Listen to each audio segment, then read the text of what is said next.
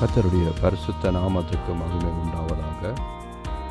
Ruth 2வது அதிகாரம் 12வது வசனம். உன் செய்கைக்கு தக்க பலனை கர்த்தர் உனக்கு கட்டளையிடுவாராக. இஸ்ரவேலின் தேவனாகிய கர்த்தருடைய செட்டைகளின் கீழ் அடைக்கலமாய் வந்த உனக்கு அவராலே நிறைவான பலன் கிடைப்பதாக என்றார். இந்த வசனத்திலே நாங்கள் பார்க்கிறோம், உன் செய்கைக்கு தக்க பலனை கர்த்தர் உனக்கு கட்டளையிடுவாராக.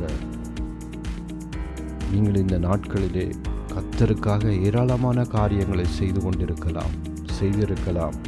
ஆனால் இதுவரையும் எனக்கு எந்த ஆசீர்வாதமும் கிடைக்கவில்லை என்று சொல்லி ஒரு சோர்வின் தன்மைக்குள்ளே நீங்கள் போய்கொண்டிருக்கலாம்.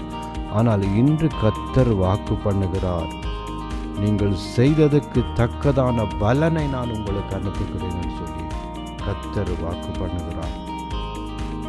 அவரை நீங்கள் விசுவாசித்து கர்த்தரை நம்பி என்னத்தை எல்லாம் விட்டு கொடுத்தீர்களோ அதற்கு தக்க பலனை கர்த்தர் என்ற நாளிலே உங்களுக்கு கொடுக்கிறார். நீங்கள் செய்த ஒவ்வொரு காரியத்துக்காகவும் பலன் இந்த நாளில் வருகிறது. நீங்கள் காணிக்கை கொடுத்திருக்கலாம், தசம பாகம் கொடுத்திருக்கலாம், ஏழைகளுக்கு உதவி செய்திருக்கலாம், கர்த்தருக்கு ஊழியம் செய்து கொண்டிருக்கலாம்.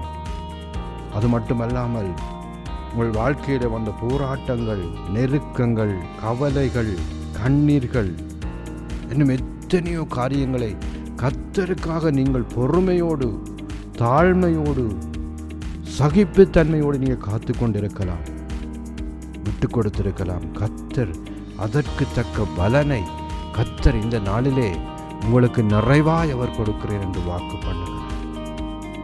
உங்கள் செய்கைக்கு தக்க பலன் இன்றைய நாளிலே உங்கள் வீடுகளுக்குள்ளே, உங்கள் வாழ்க்கைக்குள்ளும் வருகிறது. 1 கொரிந்தியர் 13வது அதிகாரத்திலே நாங்கள் பார்க்கிறோம், நிறைவானது வரும் பொழுது குறைவானது ஒழிந்து போகும் என்று சொல்லி வசனம் சொல்லுகிறது. இன்றுடன் உங்கள் குறைவுகள் அது நிறைவாய் மாறப்போகிறது. அன்பின் பரலோக பிதாவே, இந்த நேரத்துக்காக நன்றி அப்பா. இந்த வேளையிலும் உம்முடைய பிள்ளைகள் ஆண்டவரே இதுவரையும் எவ்வளவோ காரியங்களை உங்களுக்காக செய்திருப்பார்கள்.